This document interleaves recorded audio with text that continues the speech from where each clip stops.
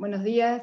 Entonces, bienvenidos a esta nueva edición de Ciencia 21, esta jornada que tiene por finalidad el intercambio, el debate y la reflexión a los fines de la generación de iniciativas de conocimiento. Bueno, en esta sala nos ha tocado compartir y moderar la instancia juntamente con nuestra decana, María Eugenia Cantarero, y junto al director de carrera, Javier Chilo, quien ha organizado este evento de manera impecable. Bueno, comentarles que cada expositor va a contar con 20 minutos, donde va a desarrollar su tema de manera libre, y luego de la finalización de los 4 expositores, vamos a abrir un debate en base a preguntas que ustedes podrán ir practicando en el chat. También nos acompaña el coordinador de Ciencias Aplicadas, Ricardo Medel, bueno, sobre todo porque la temática que tiene en cuenta esta exposición, que es inteligencia artificial y derecho. Bueno, entonces vamos a presentar a la primera ponente, que es la abogada magíster Carla María Serliani. Mucho gusto, Carla. Es fiscal de la Unidad Fiscal Especializada en Delitos contra la Integridad Sexual de la Regional Segunda de Rosario, del Ministerio Público de Acusación de Santa Fe. El tema a tratar es aportes de la criminología aplicada a la investigación penal de un caso de serialidad criminal sexual. Bueno, muchos éxitos, mucha suerte, contás con tus 20 minutos, bueno, y luego continuamos. Muchas gracias.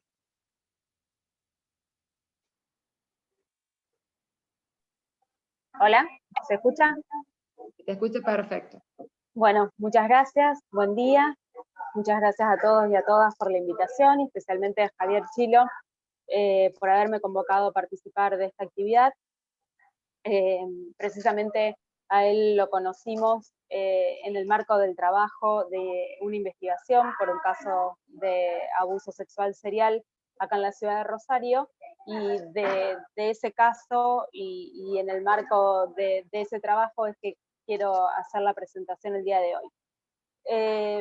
Javier Chilo fue convocado para trabajar en la ciudad de Rosario en el año 2016. Estábamos en una investigación en donde teníamos 16 casos de abusos sexuales, en donde teníamos una suposición que se trataba del mismo autor del hecho. Digo suposición porque los indicadores nos daban que el modus operandi, las características que daban las víctimas, algunos lugares en donde las abordaba y también donde luego cometía el hecho eran similares, pero no teníamos la posibilidad de establecerlo científicamente, de que se tratara de la misma persona. Desde el Ministerio de Seguridad de la provincia de Santa Fe, que trabajaba en colaboración con el Ministerio Público de la Acusación en la investigación de este hecho, convocan, por la experiencia que tiene en la investigación de este tipo de hechos, a Javier Chilo para que venga a colaborar en la investigación de este hecho. El trabajo en principio se había delineado para poder formar a profesionales de la Agencia de Investigaciones de la provincia de Santa Fe, y además para establecer líneas de investigación que nos permitieran poder individualizar al autor de este hecho. La particularidad fue que pocos días después de empezar a trabajar, menos de un mes después, fue habido el autor de estos hechos al cometer un nuevo hecho. Lo cierto es que no fue habido por haberse empezado por este trabajo de líneas de investigación que todavía no habíamos podido empezar a realizar, era muy incipiente, pero sí permitió fortalecer el equipo de trabajo en Santa Fe y poder aunar estos 18 hechos y lograr luego en un juicio oral y público sentencias condenatorias para todas las víctimas de estos hechos, a pesar de que teníamos algunas dificultades para poder establecer particularmente en 3 de las situaciones que se tratara de la misma serialidad. En este abordaje del análisis operativo de casos yo no voy a explayarme porque está Javier Chilo incluso escuchando y por supuesto él sabe mejor que yo, soy abogada es un recorte profesional el que tengo, sino que, pero sí el trabajo que él realizó con las profesionales psicólogos de la Agencia de Investigaciones de Santa Fe, permitieron establecer, como digo, en 3 casos en donde estaba en duda para la justicia o judicialmente que pudieran participar de la misma serie, lograr la sentencia condenatoria. ¿Y esto por qué lo digo? Las particularidades de los casos eran de que era una persona que simulaba ser un policía, abordaba a jóvenes, adolescentes y jóvenes de muy corta edad, no más allá de 25 años, en la vía pública, todas en una zona, en un cordón oeste de la ciudad de Rosario, en general jóvenes muy vulnerables, tanto emocional, familiar y económicamente, y decían siempre, las ponía en falta, les decía que les había advertido que habían estado vendiendo droga o que habían estado cometiendo un delito, entonces que él las tenía que llevar detenidas. Las hacía subir con esta excusa al auto, las trasladaba en el vehículo, ya en el traslado le iba empezando a sacar información personal respecto de ellas, de su familia, dónde vivían, a qué escuela concurrían, cuestiones que hacían a la intimidad de las mismas, y luego las llevaba a una zona descampada, a muchas de ellas a la misma zona descampada, en donde le empezaba a decir y a negociar de que podían evitar dejarlas presas si ellas les hacían un favor de índole sexual, y ante la negativa de las jóvenes las abusaba sexualmente, todas también con un mismo característica de estos abusos sexuales por varias vías y de hechos muy violentos, incluso con uso de armas de fuego. Luego de cometer los hechos, la llevaba hasta la esquina de la casa, porque como en el viaje de ida él había obtenido el domicilio de ella, la llevaba hasta la esquina de la casa y en ese viaje le daba consejos de cómo debían cuidarse, no subirse a autos con extraños, incluso a una de ellas que no ha podido llevarla por una cuestión de tiempos, le pagó un taxi para que no vaya sola, para que no le pase nada en el camino. La particularidad y las dificultades también para poder dar con esta persona era que todos los lugares donde transitaban no había cámaras, sabía esquivar muy bien las avenidas y la gran circunvalación que tiene la ciudad de Rosario, que tiene cámaras, y se iba por lugares en donde no había cámaras, pasaba por comisarías y simulaba ser parte de las fuerzas saludando o haciendo gestos que hacía a las jóvenes creer que formaba verdaderamente parte de la fuerza, y además en todos los hechos utilizaba vehículos distintos. En ninguno de los hechos repitió el vehículo que utilizaba, que iban desde autos 0 kilómetros o autos nuevos hasta autos muy deteriorados y viejos. En 3 de los casos los hechos no se dieron así. En uno de ellos la víctima iba en moto y él la para como un inspector de tránsito y le quiere hacer una multa como inspector de tránsito y le dice que tiene que llevar la moto al corralón. En esa oportunidad estaba en un utilitario y sube la moto al corralón y la traslada a este descampado y luego continúa con el mismo modus operandi. En otro de los casos, la sube a la víctima, era una noche, una joven de 17 años junto a su novio, que iban caminando hacia un kiosco, en donde les dice que los había visto a los dos cometer un delito, y circula un trayecto con el novio y le dice que lo tiene que bajar y tiene que llevarla a ella sola a la comisaría en donde están las mujeres, que a él lo deja en la puerta de una comisaría de hombres. Y en este trayecto que la lleva sola a la novia, luego la lleva al descampado y abusa de ella. Y en otro tercero de los casos, la sube a una joven junto a su prima, que es menor, y también a unas cuadras baja la prima, que era más chica, tenía 12 años, y se traslada hasta el descampado a la joven de 15 y abusa de la joven de 15 años.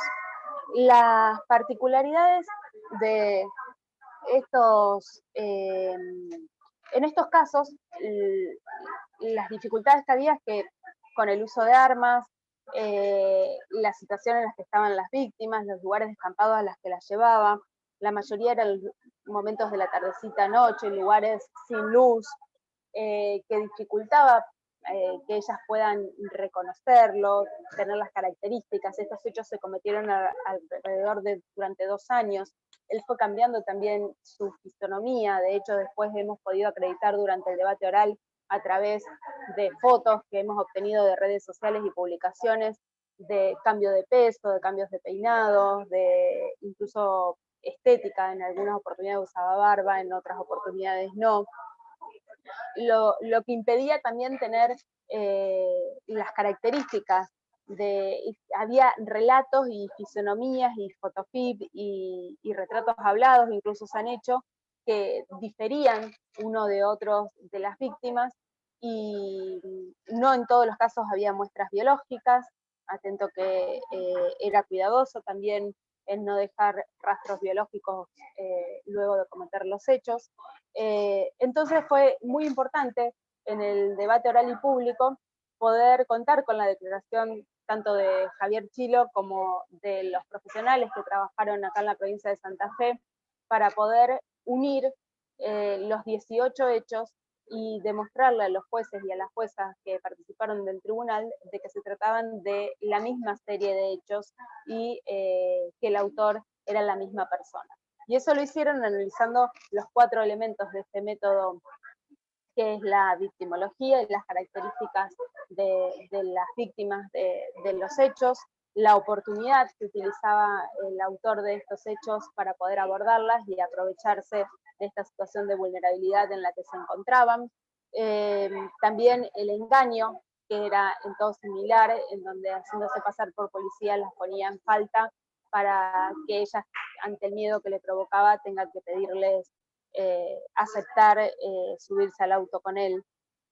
Luego la escena del hecho que explicaban, y en todos los casos hubo una escena intermedia que se llevaba arriba del vehículo, porque ya arriba del vehículo decían, en el caso que las detenía, o supuestamente las detenía por vender drogas, que las tenía que revisar en el corpiño y en la bombacha, porque esos eran los lugares en donde las mujeres guardaban las drogas para vender, y ahí ya empezaban los primeros hechos de abuso, los primeros tocamientos, y luego en el lugar descampado en donde producía el resto de los hechos. En todos los 18 hechos fue exactamente igual.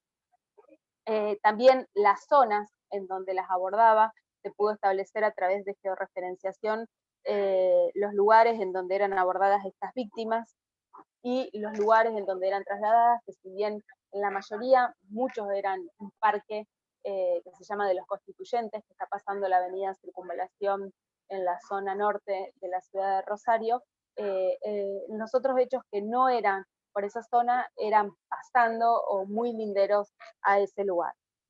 También el modus operandi analizado, que se determinó que en todos los casos era premeditado. La ropa que utilizaba esta persona no era policía, pero sí siempre estaba vestido de oscuro, con algún pantalón cargo, una remera negra o un buzo sin ningún tipo de dibujo ni identificación, en donde generaba confusión de que podría ser miembro de la fuerza. Sí le mostraba rápidamente una especie de carnet que él planteaba que era una credencial.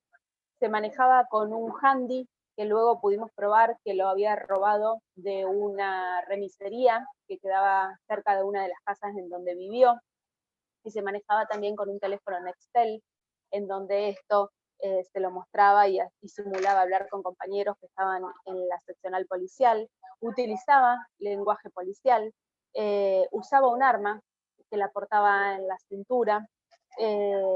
Toda esta demuestra que era un modo premeditado en el cual, con el cual actuaba y captaba a las víctimas.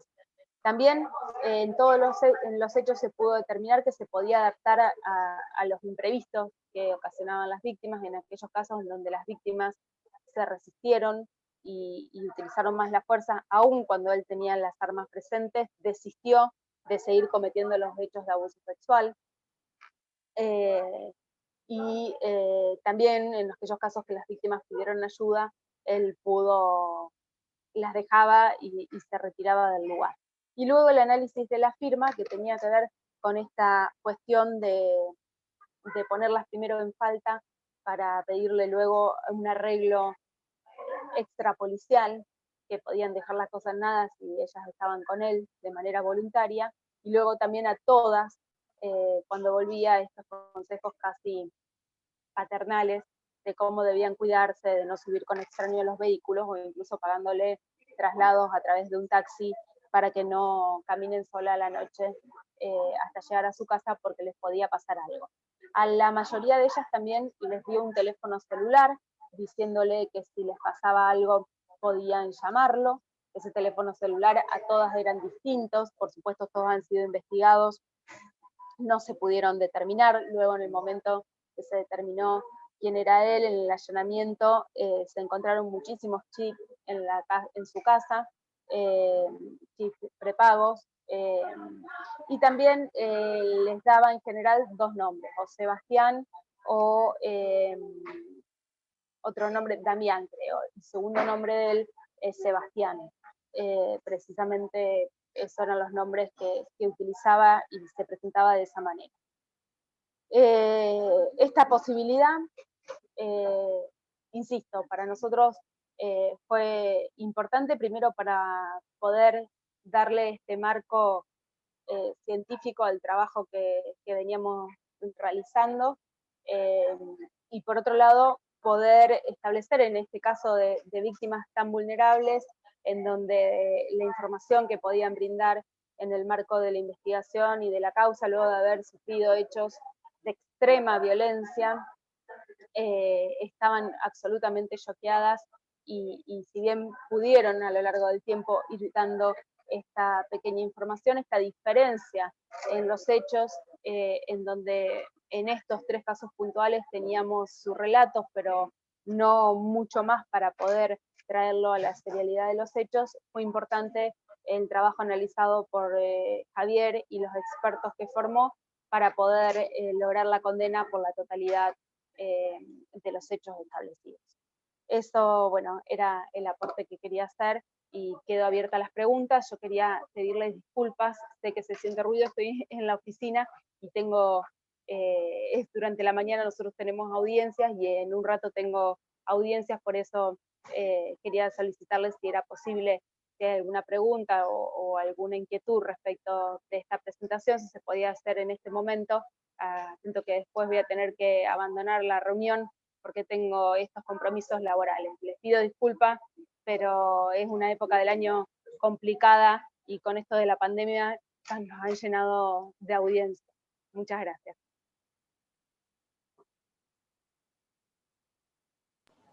Perfecto, Carla. Está habilitado el chat, por si quieren hacer preguntas ahí.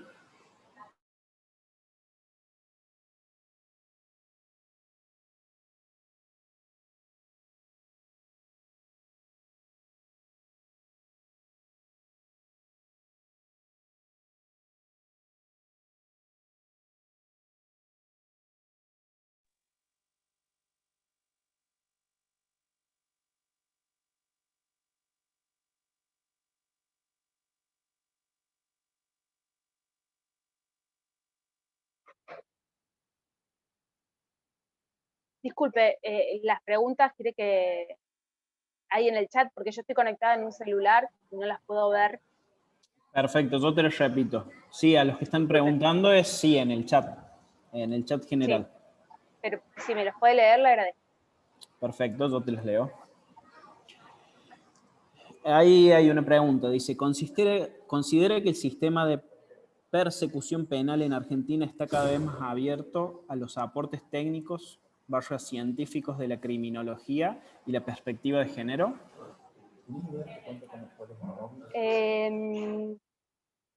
Yo distinguiría la criminología de la perspectiva de género.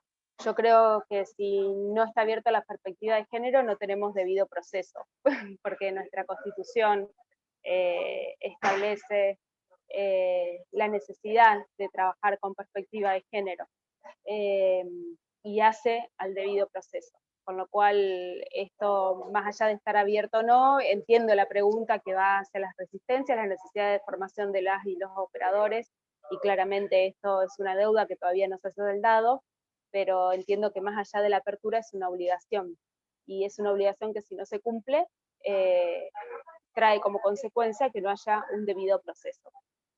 Respecto a los aportes de la criminología, creo que en general hay más apertura a poder tomar aportes de las distintas ciencias que no son las tradicionales que se tomaban en consideración para llegar a decisiones en el marco del sistema de justicia penal. Tradicionalmente yo trabajo en delitos contra la integridad sexual desde hace varios años, y tradicionalmente para poder condenar estos hechos se requería informes médicos, y eso era como la prueba estrella, más allá del relato de la víctima, o los informes biológicos. Claramente desde la criminología, la psicología, incluso el trabajo social y la interdisciplina, esto se ha ido cambiando y son aportes sin los cuales no podríamos hacer investigaciones para poder avanzar en este tipo de casos, fundamentalmente teniendo en cuenta las características de los mismos y que en muy poca cantidad de hechos vamos a tener lesiones físicas o pruebas biológicas, sino que las investigaciones deben hacerse interdisciplinariamente y desde otro lugar. Con lo cual creo que hay apertura, que todavía falta, pero que sí, que hay mucha más capacidad de escucha y de tomar en cuenta y darle valor y peso a las conclusiones que se arriban desde otras ciencias y desde la criminología particularmente.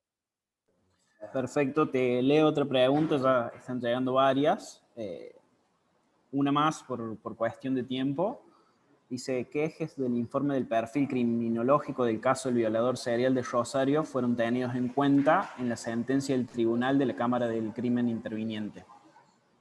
Y lo que decía un poco, me adelanté a esto, pero lo que decía fundamentalmente es poder, más allá del análisis y de poder dar cuenta del trabajo que se había hecho con este caso, que necesitó llegar a 18 víctimas para poder encontrar al abusador, que para nosotros era un número muy grande y que nos preocupaba mucho, por eso también empezamos a pedir colaboración a expertos en el tema. Permitió que estos 3 casos, que de otra manera entiendo no hubieran sido condenados dentro de la serialidad, se arriben a la sentencia. Estamos hablando de que las evidencias que teníamos para estos casos era casi prácticamente y únicamente el relato de las víctimas que se encuentran, muchas de ellas en situación que han quedado con un daño subjetivo muy grande y cuyo aporte a la causa ha podido ser limitado precisamente por el tipo de victimización que han sufrido. Con lo cual entiendo que fue un aporte en ese sentido y muy importante. Perfecto, hay una pregunta más y ya sí debemos cortar. Dice, Carla, ¿qué mirada tenés sobre la carga de la prueba y la perspectiva de género? ¿Existe algún estándar diferente para aplicar en estos supuestos de género?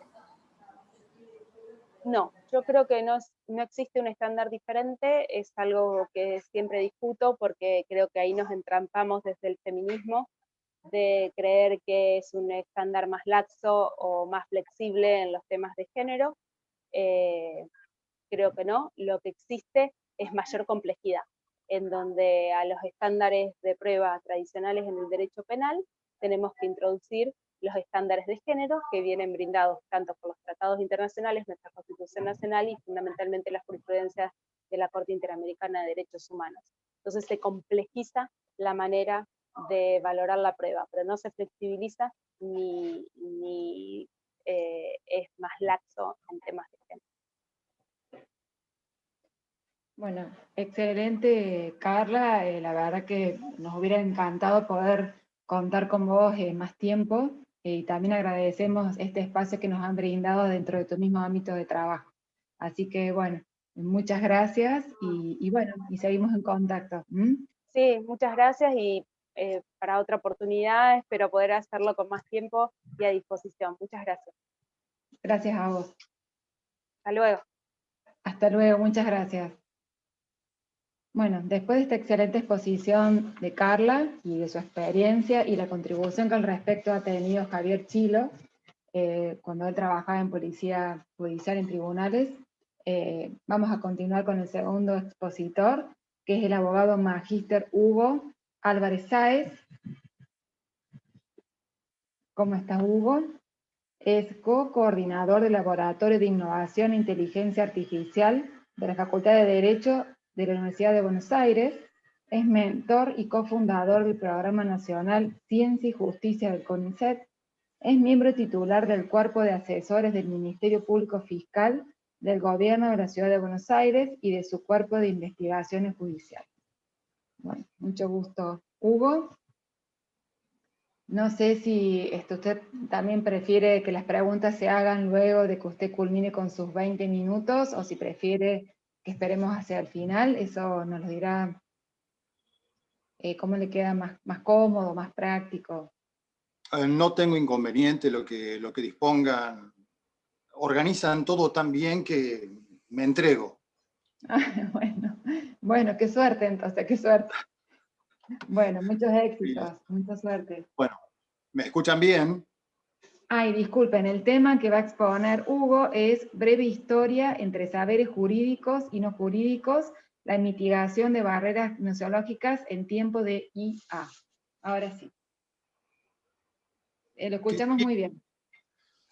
¿Qué título? Bueno, primero, como corresponde y debe ser, agradecimiento a la doctora Mendea, a la doctora Rosso, a la doctora Cantarero, a la doctora Arriola, licenciado Javier Chilo, a Francisco César, que estuvo siempre presente, apuntalando, recordando, en fin, toda la estructura del siglo.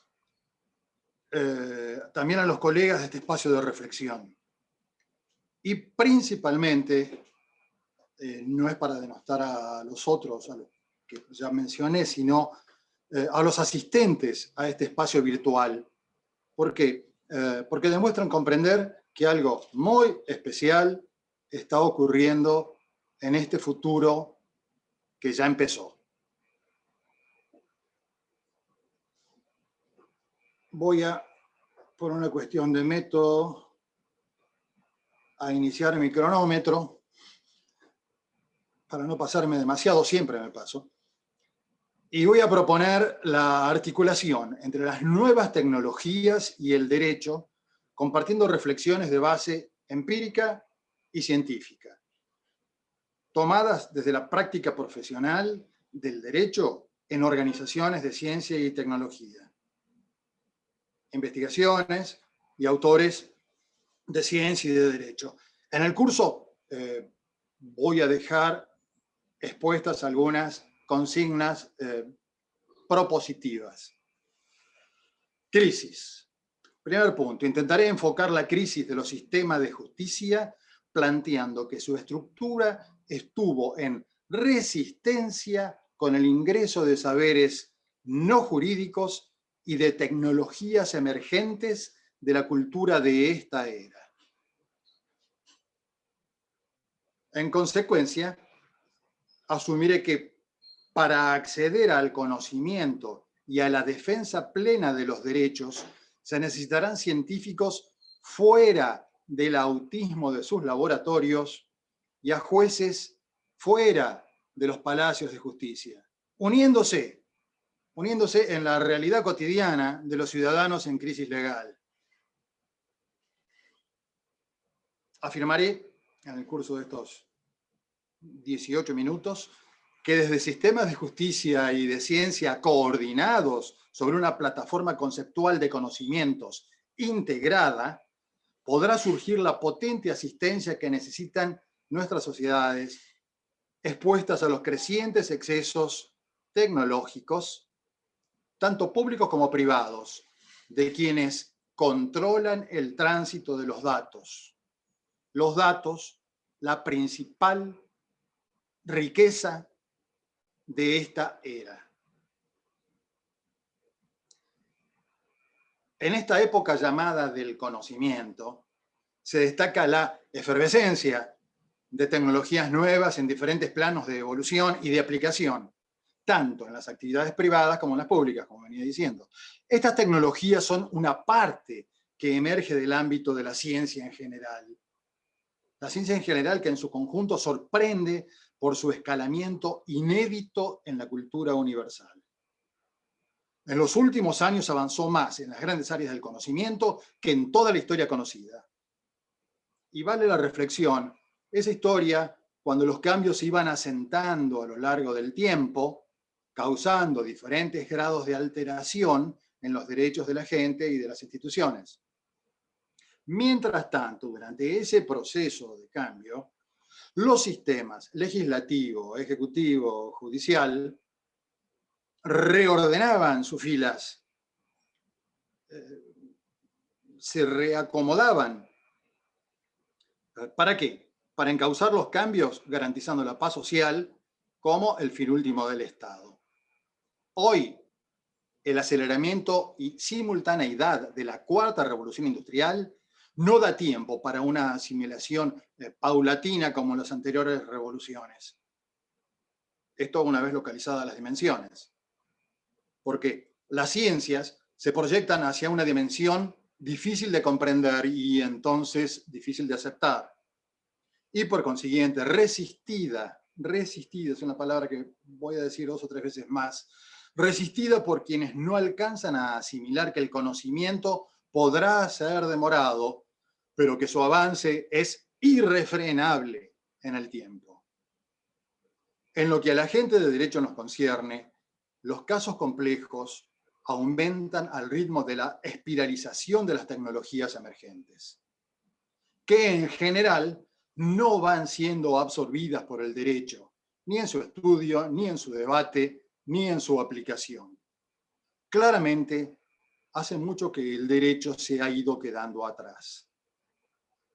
Este atraso desentona en el concierto de la sociedad del siglo XXI, aplanando la eficacia del aparato judicial en 2 dimensiones. Una dimensión aplicativa y práctica para los operadores jurídicos en utilizar herramientalmente estas innovaciones, y en una segunda dimensión, en simultáneo, socavando la dimensión axiológica de la justicia como valor orientador de las decisiones adecuadas de la gente para interactuar en sociedad, así como para preservarla de los peligros de la anomia que provoca el debilitamiento de la justicia como valor. Esta anomia que ya se anuncia como consecuencia creciente del debilitamiento institucional.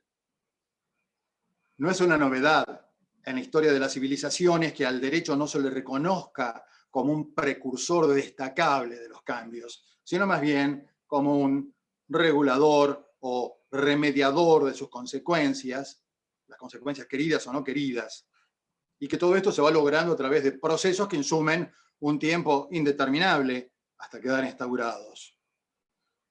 Así planteado, algunos entendemos que ahora la situación es bien diferente. La rapidez y la precisión en las respuestas que se le están pidiendo a la justicia son cada vez mayores. En un ecosistema inédito, no hubo algo parecido. Inédito en el que las máquinas, con sus tiempos metabiológicos, realizan muchas más acciones, realizan muchas más intervenciones que antes estaban reservadas a nuestros cerebros. Las máquinas. Estos aportes son esperados y rápidamente recibidos por otros saberes como las ciencias, la comunicación, la práctica, el transporte, la economía, la seguridad, la educación, y estamos acá en un ejemplo, la producción y la industria, que son los que van a la cabeza de toda esta revolución, pero no tanto por la justicia.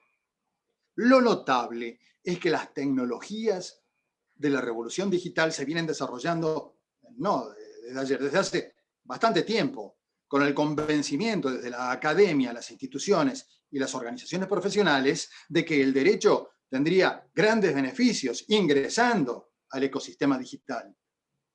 Pero esto no se debate abiertamente. No se sabe por qué esto no ocurre. Como dijimos, lo enunciado no sucede desde ahora, pero es ahora cuando se entra en fase crítica ante la vertiginosa sucesión de procesos que se autosuperan muy rápido. En una relación de causa y efecto, la apertura científica de conocimientos es la que va a la vanguardia de la explosión de comportamientos sociales diferentes.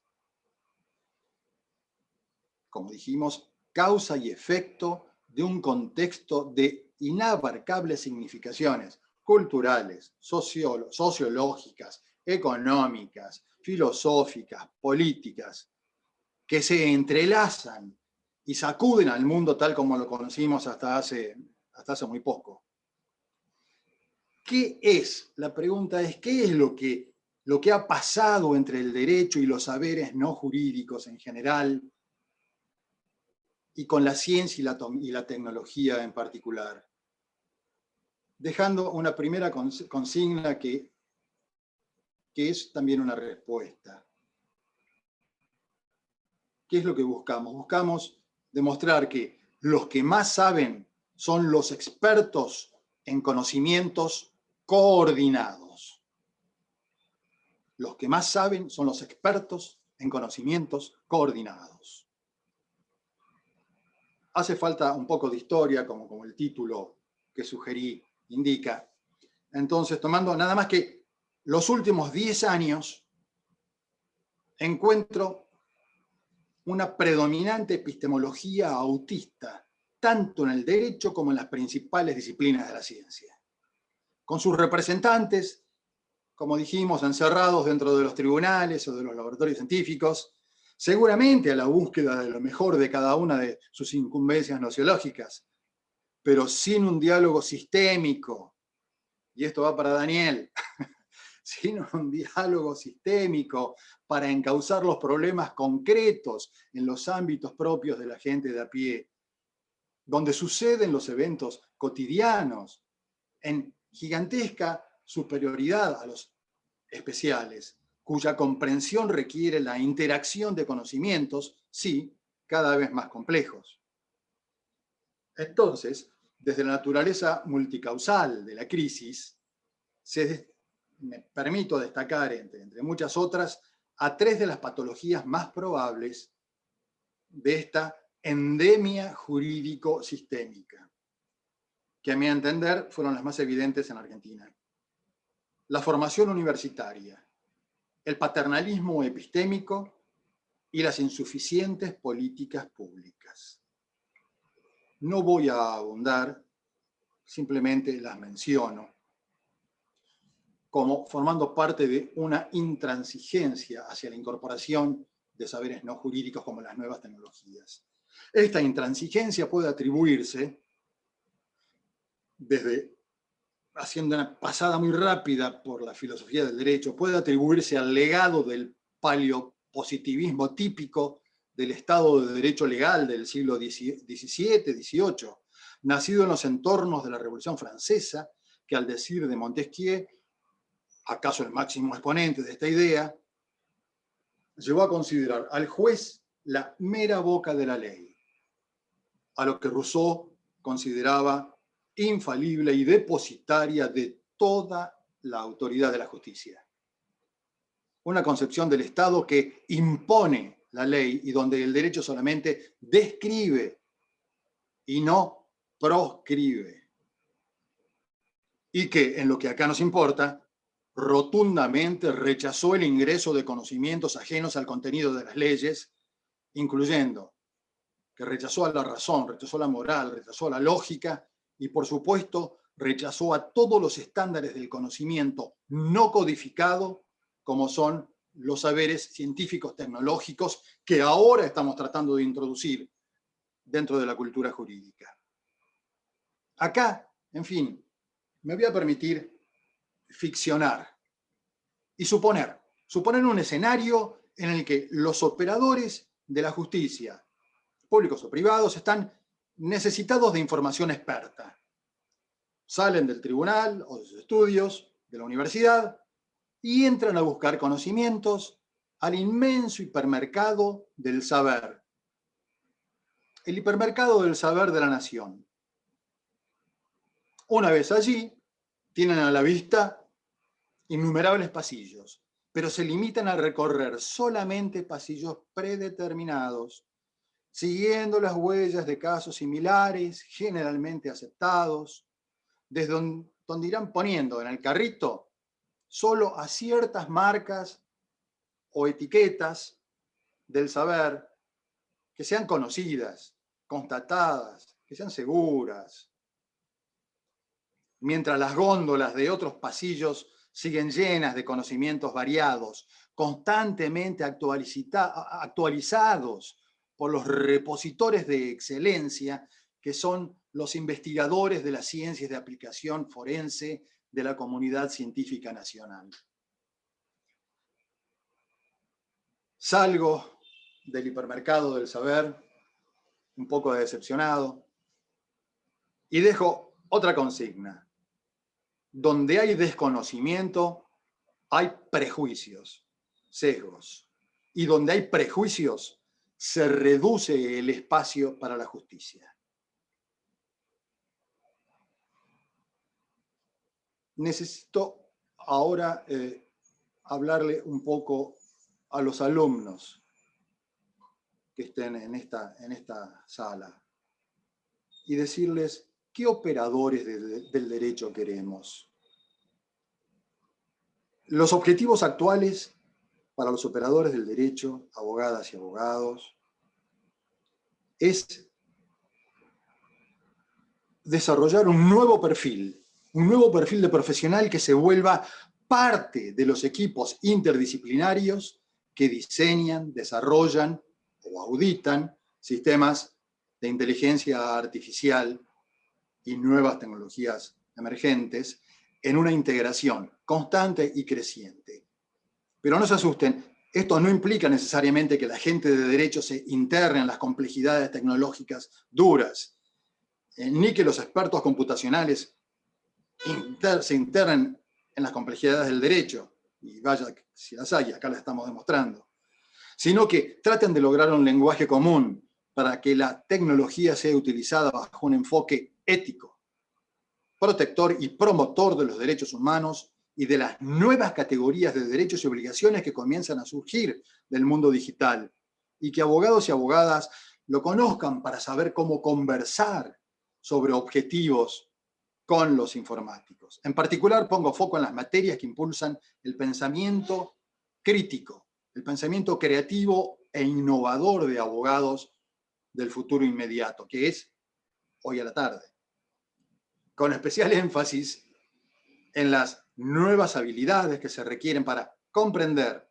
evaluar, diagnosticar, trabajar y reconfigurar ecosistemas jurídicos que son atravesados por sistemas de inteligencia artificial.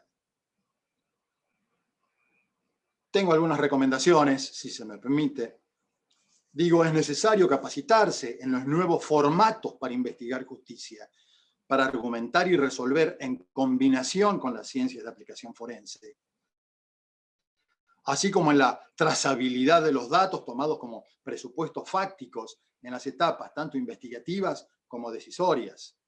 Apalancarse ya, aunque sea mínimamente, en la tecnología existente, no esperar que venga el hada mágica, nos toque y nos provea de tecnologías que no están disponibles todavía para nuestro limitado acceso tecnológico. Este es un punto de nivel didáctico muy importante, en el que quiero precisar la conveniencia de ir de menor a mayor, formar a los operadores del derecho en habilidades iniciales, por ejemplo, como el manejo básico de Excel, PDF, Drive. A ver, son explotaciones que no terminamos, usamos lo mínimo, como en nuestros celulares, usamos 3%, 10% máximo en las PC. Explorarlo y empezar a capacitarnos en eso.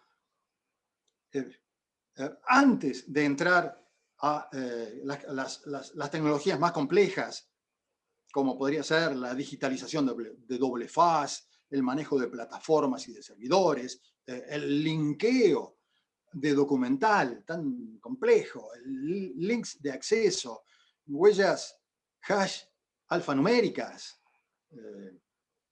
SHA-256, link largo o permalink, acortador de links, códigos QR, APS, 7-zip, Box, Dropbox, GPT-3, que es por donde pasa casi todo ahora. Eso sería lo máximo. Básica marca cierta profesionalización en la investigación de sistemas alternativos, mientras va madurando la integración tecnológica más avanzada. Mejora la capacidad perceptual y siempre creando espacios de interés y estímulo para procesos sinérgicos de innovación. Porque si no se crea un clima propicio, posiblemente estos espacios no se...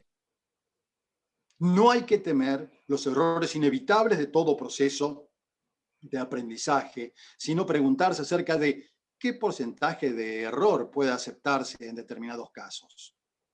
Las soluciones de problemas nuevos tienen mayor margen de error que los tradicionales, por lo que para avanzar hay que mantener un espacio de error razonable, confiable, con niveles controlados. Y en actitud similar a la, por ejemplo, de los emprendedores de las startups. Prueban hasta que encuentran y avanzan y convierten el startup en una empresa.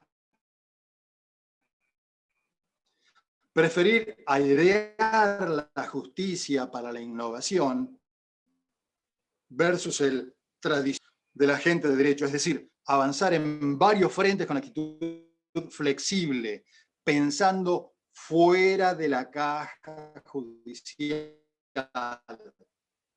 y más allá de la proverbial actitud binaria ante la IA y tecnologías emergentes como o muy buenas o muy malas. En Alemania, España, Dinamarca, en especial en Portugal y en el Consejo Europeo en general, ya no se califica como buena o mala a la IA, sino que se habla de alto riesgo o bajo riesgo. Se trata de ir corrigiendo desde la práctica dinámica y responsable para no demorar la incorporación en entornos jurídicos e implantar metodologías de innovación técnico-legal para el ámbito jurídico. Se me está acabando el tiempo, entonces, ser conscientes de que no siempre se necesitará tecnología, sino una actitud de cambio para estar dispuestos para el uso de la tecnología cuando sea necesario, que no es siempre. El protagonismo sigue siendo el ser humano y va a seguir siéndolo por muchísimo tiempo. No siempre se necesita inteligencia artificial, sino que alcanzan y sobran otras herramientas tecnológicas disponibles, como la automatización, dentro del deep learning, machine learning y la gobernanza inteligente de datos. ¿Bajo qué paraguas? El paraguas de la empatía. No se trata de imponer conocimientos porque no sirve, somos seres humanos, tenemos sesgos, tenemos resistencias, tenemos apegos.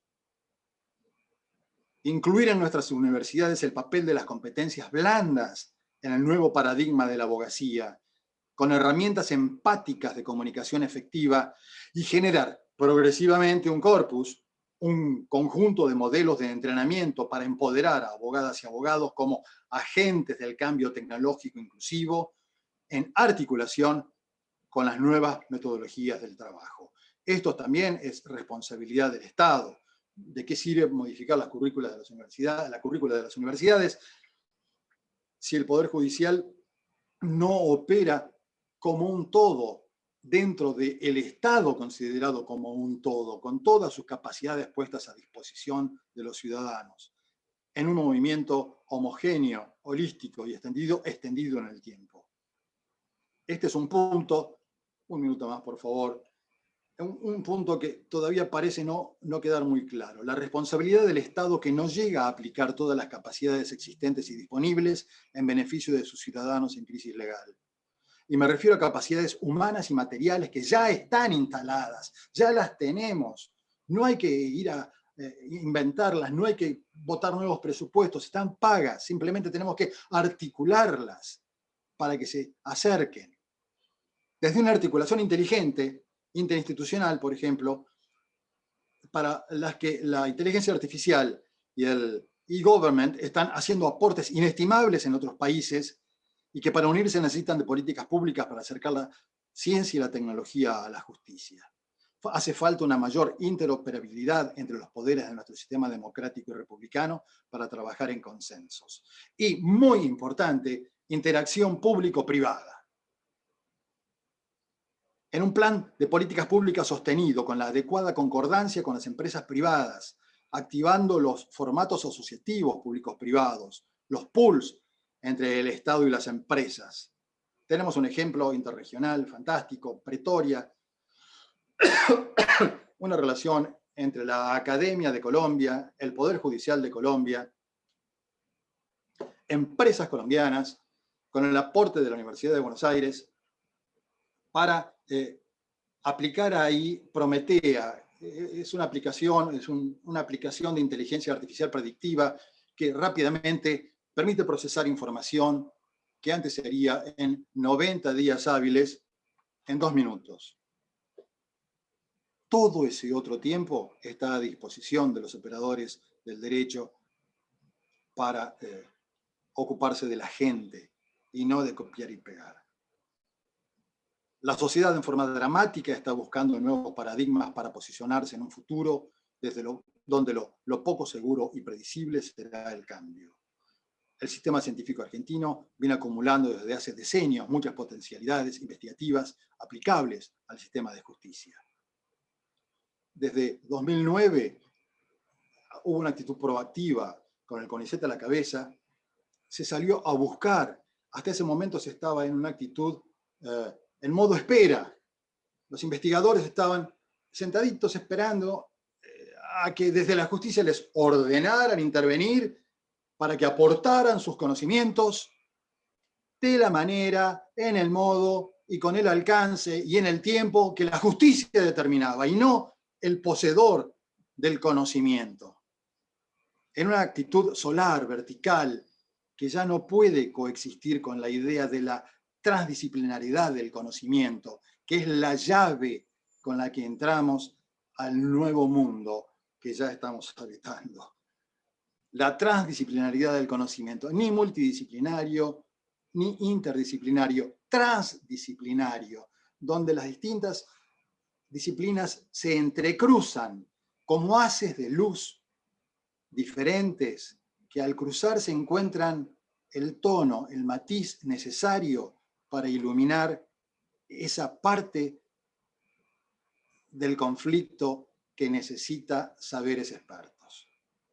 Cierro, antes que me muteen, diciendo que la aplicación de la tecnología más disruptiva de la cuarta revolución industrial expone a la sociedad a las oportunidades y desafíos de la inteligencia artificial, denominación bajo la que se ocupan numerosas tecnologías que componen el ecosistema digital que la justicia ya está usando. Lo analógico está dejando cada vez más espacio a lo digital. La ética desde el derecho y de las ciencias predomina el debate sobre los aspectos éticos de la inteligencia artificial. La tecnología y sus usos desde su origen llevan consigo dilemas éticos. ¿Por qué? Porque se relacionan con el conjunto organizado de reglas, valores, deberes y normas que regulan la coexistencia entre los hombres. En la inteligencia artificial se plantean temas como la trazabilidad de los datos, la transparencia, la factibilidad de la regulación de los desarrollos globales. Hay asimetrías, no todos tienen acceso a la tecnología, no todos están capacitados, ni material ni intelectualmente para su uso. Tenerlo muy en cuenta. Y tener en cuenta entonces que estamos en la etapa de refinamiento de las preguntas, con respuestas sumamente imprecisas y dinámicas.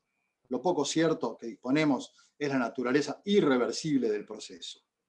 Habrá que acompañarlo con atención constante para mantenernos actualizados. En actitud no binaria, el poder universal pasó a ser el dato. El dato es el alimento de la inteligencia artificial, que no es ni buena ni mala, sino es obediente al entrenamiento que reciba de humanos y expuesta a los objetivos que los humanos le asignen. A partir de esta perspectiva avalorativa, lo cierto es que las tecnologías son lo que la gente quiere que sea.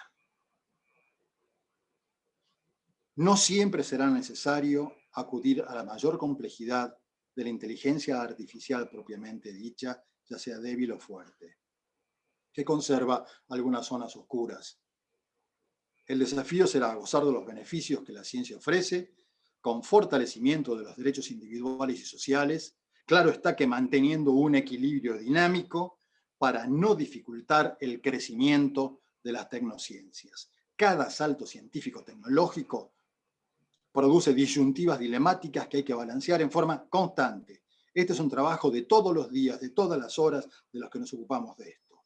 Si todavía se sabe muy poco de nuestras capacidades cognitivas naturales, se sabe mucho menos de hasta dónde podrían llegar las capacidades artificiales en retroalimentación constante. Y termino. Sabiendo más ciencia, se puede resolver mejor en justicia. Se abrió un nuevo objetivo para el derecho, un objetivo inmenso en un desarrollo de desaprender y aprender constante y sostenido, e integrarse plenamente a todos y cada uno de los pasos de la revolución digital, desde la idea inicial hasta su aplicación. Los temas serán de mayor complejidad científica y de menor profundidad jurídica. No es la tecnociencia el problema. El problema es el ser humano con sus imperfecciones y sus prejuicios cognitivos. Seguiría, pero sería invadir espacios. Quiero respetar este espacio epistémico. Quiero agradecer. Terminar diciendo que necesitamos el fortalecimiento de un espacio epistémico donde saberes jurídicos y no jurídicos se encuentren en actitud dialógica, racional, práctica, dinámica, no jerárquica, prudencial, para enfrentar en conjunto los problemas de la sociedad en crisis legal, sostener los derechos humanos y la dignidad de la persona. Doy muchas gracias y pido disculpas por haberme excedido. Bueno, Hugo, qué decirle, excelente, excelente su disertación. La verdad que la temática muy, muy interesante. Me encantó su abordaje filosófico, epistemológico y esta analogía que hizo, bueno, ¿no? Entre el derecho, la tecnología, esto del hipermercado, del saber jurídico, de seguir las huellas. Pero bueno, esto luego ya que expongan los próximos dos ponentes. Vamos a ir recolectando las preguntas, pero muy interesante. Y esto realmente de la actitud del cambio para la tecnología, yo creo que es eso, un cambio de mente. Así que bueno, muchas gracias. Continuamos con el tercer expositor. Le damos la bienvenida a Daniel Wilberger, que es licenciado en Seguridad, técnico superior en criminalística y diplomado superior en gestión y control de políticas públicas de la Procuración General de La Pampa. Es ex jefe de la División de Higiene, Seguridad y Protección Física, Campus Centro Atómico Bariloche, Instituto Balseiro, CNEA. El tema de la exposición es Ciencia, Seguridad y Justicia, Visión de Sistema. Bueno, éxito Daniel, sabe que cuenta con estos 20 minutos y que vamos a ir recolectando las preguntas del chat. Mucha suerte. Gracias, Carolina. ¿Me escuchan bien? Sí, perfecto.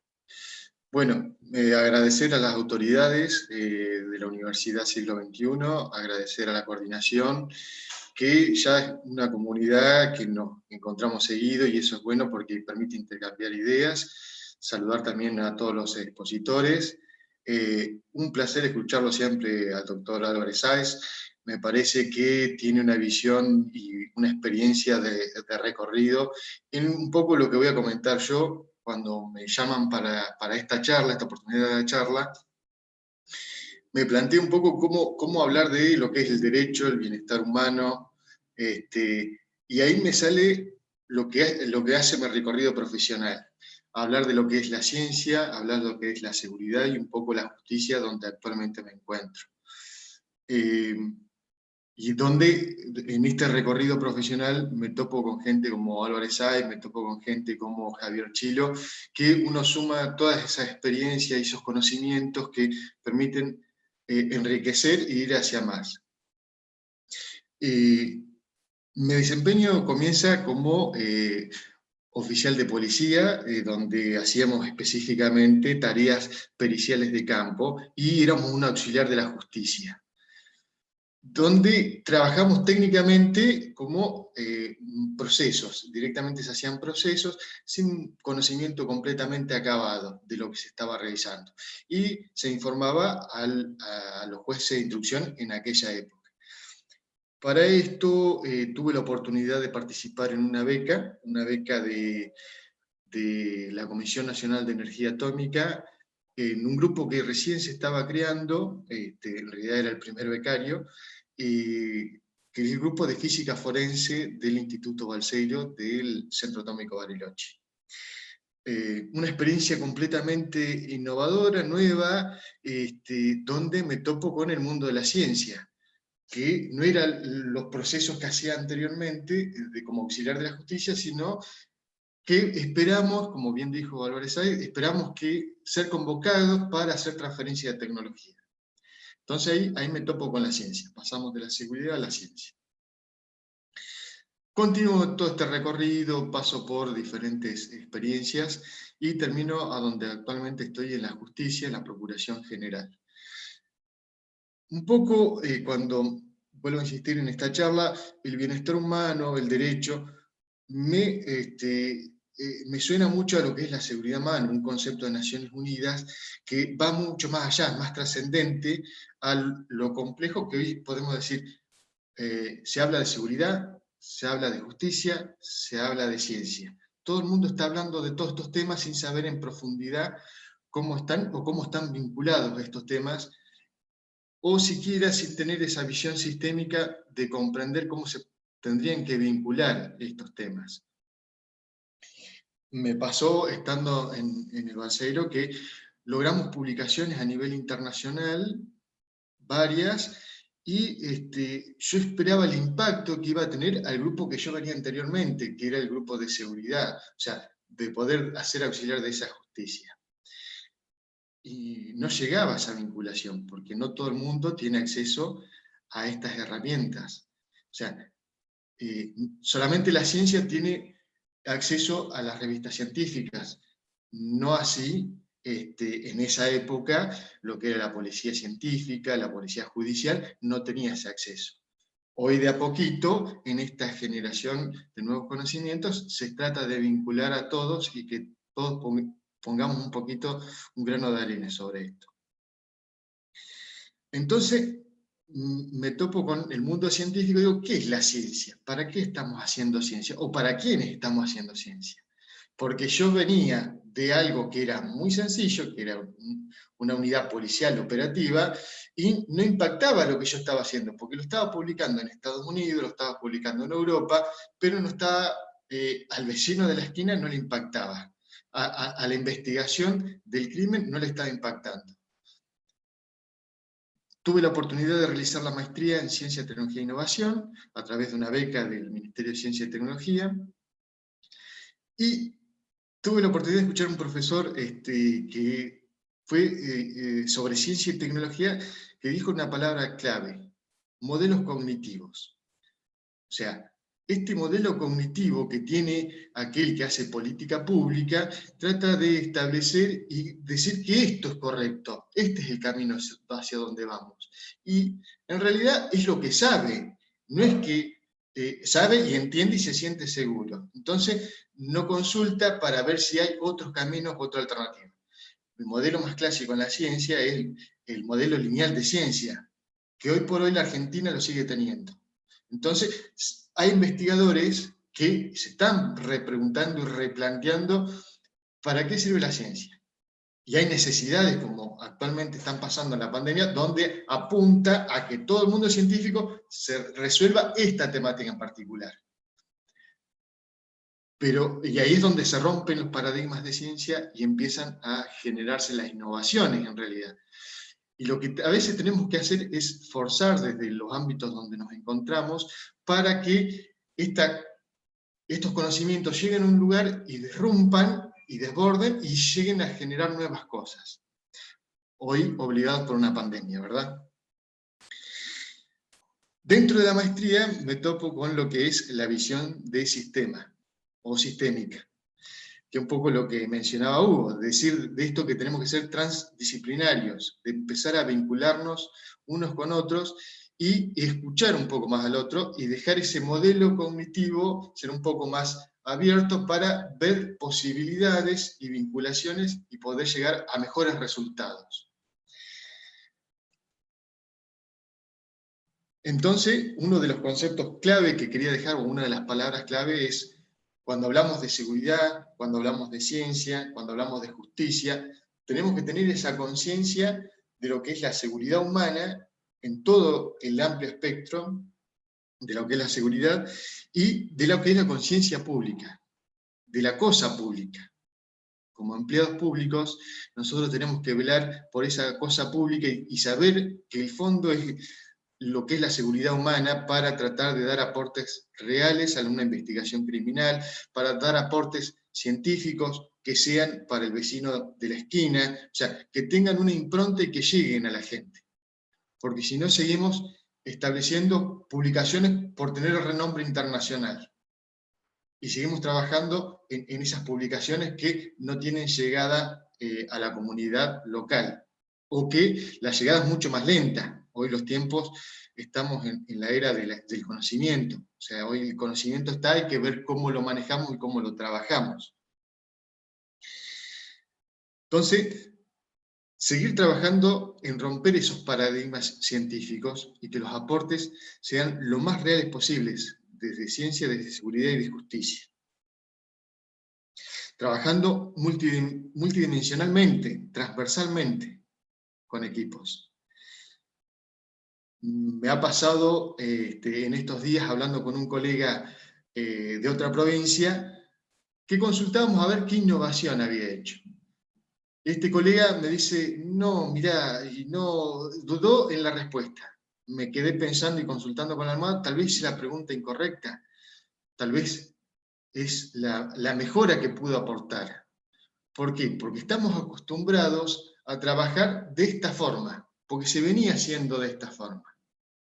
Y lo mantenemos trabajando de esta forma. Lo cual, las llegadas o los aportes a la investigación y a la comunidad, que es el fin último, no llegan.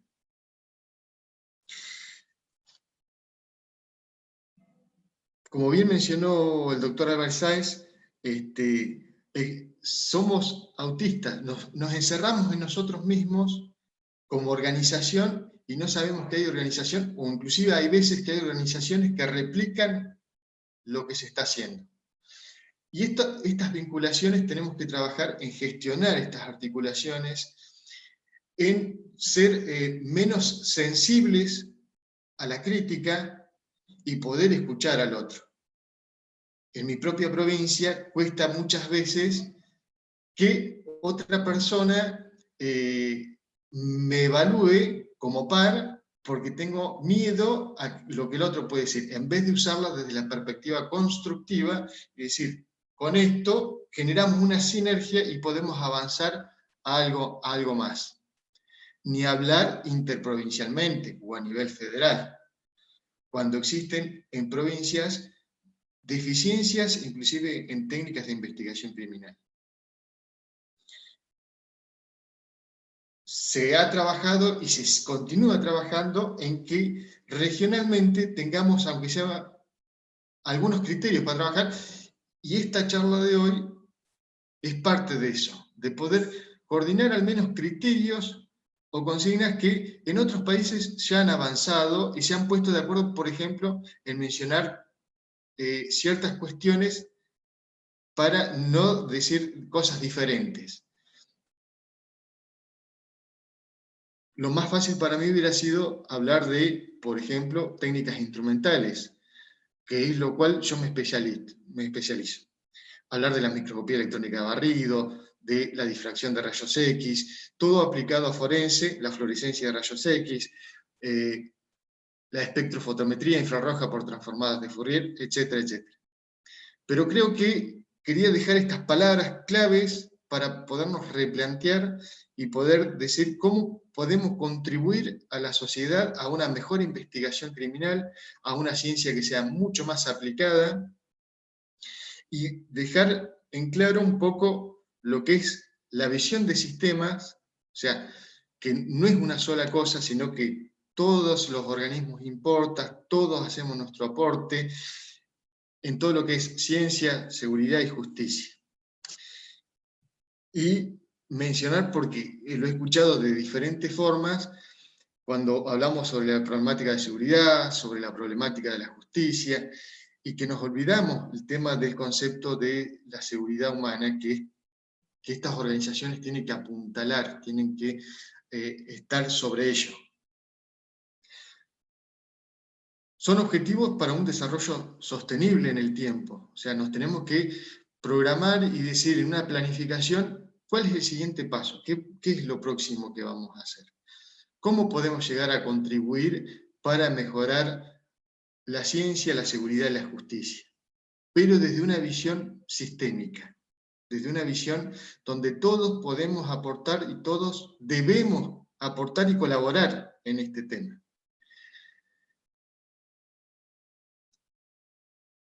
Hoy por hoy, la ciencia tiene un paradigma que está con un modelo acorde a lo que creen o consideran que es correcto sobre esas políticas actuales. La seguridad es multidimensional, o sea, hay un montón de factores que intervienen. En mi carrera profesional me dijeron cómo trabajarla y combatirla, o aminorarla en realidad. Pero en realidad, y el paradigma actual de criminología dice que no tendría que haber seguridad, porque ya si la sociedad acompaña, ni siquiera la seguridad ciudadana necesitaríamos. Entonces, todo es dinámico actualmente. La justicia, bueno, ¿qué decir de la justicia? Hoy por hoy se encuentra en debate, un gran debate, el tema de la justicia a nivel político. Creo que es una institución que tiene un recorrido, que es reacia a cambiar, y una comunidad que hoy por hoy me toca vivirlo, son muy cerrados y son reacios a recibir críticas porque lo vienen haciendo de esa forma, de tal o cual manera. Si total, está bien.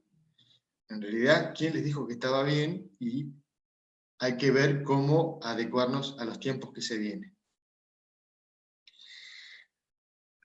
Desde la perspectiva de la criminalística, de las ciencias forenses, hay una nueva frase que anda por todos lados, que es el metaanálisis.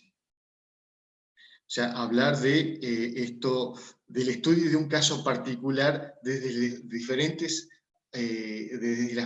ciencias aplicadas, pero lograr sacar y extraer toda la mayor cantidad de información de cada uno de los lugares, ese metaanálisis. Hago la comparativa con la visión sistémica.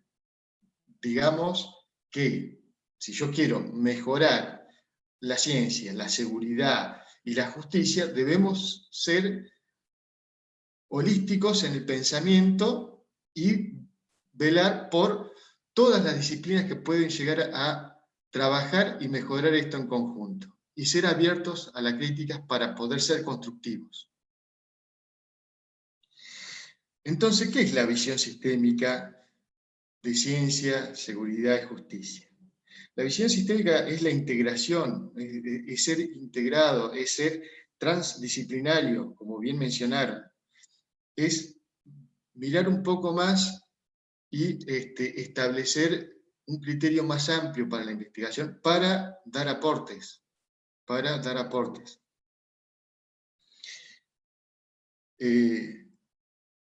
Me pasó hace poco, hablando de lo que son los errores instrumentales y lo que es la sinergia en la innovación, en una pericia accidentológica, establecieron una velocidad máxima del vehículo, y les pregunto, ¿pero esta velocidad cómo determinan? Si acá hay un montón de factores que no se tuvieron en cuenta, desde la física, todos los factores que intervienen en la deformación para lograr esto.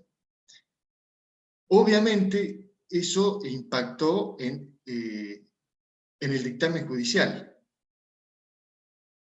¿Por qué? ¿Qué no tuvieron en cuenta? El error instrumental, el saber reconocer que hay tantos factores que intervienen en el universo que no tuvieron en cuenta ese error instrumental, y por eso la pericia quedó, se pudo dejar una duda razonable, y esa duda razonable dejó que la pericia cayera. Para lo cual tenemos que ser conscientes de que podemos construir entre todos si somos abiertos a la crítica y no dejar cerrados a decir, bueno, este es mi resultado y dejo todo el resto de lado. Para ir concluyendo y finalizando, es recordar únicamente el tema de estos conceptos que me parecen claves, que tenemos que ahondar todos, y que los estudiantes que están escuchando, las autoridades, dejarlo impreso, como decir, bueno, que haga ruido, porque tenemos que seguir trabajándolos. O sea, es un puntapié para decir, bueno, vamos hacia eso. Es decir, tanto ciencia, seguridad como justicia, velar por la seguridad humana que establece Naciones Unidas, y para lograr, entre todos, con una visión de sistema, una visión sistémica, poder dar aportes. O sea, ser abiertos a las críticas y poder escucharnos entre nosotros para mejorar y tener una mejor sociedad en definitiva. Eso es lo que quería mencionar muy rápidamente, como para que todos lograr hacer una transformación social y con conciencia de lo que es la sociedad en sí mismo, ¿no? Bueno, desde ya muchísimas gracias por el espacio, y un gusto estar con oradores como Hugo y compartir este espacio.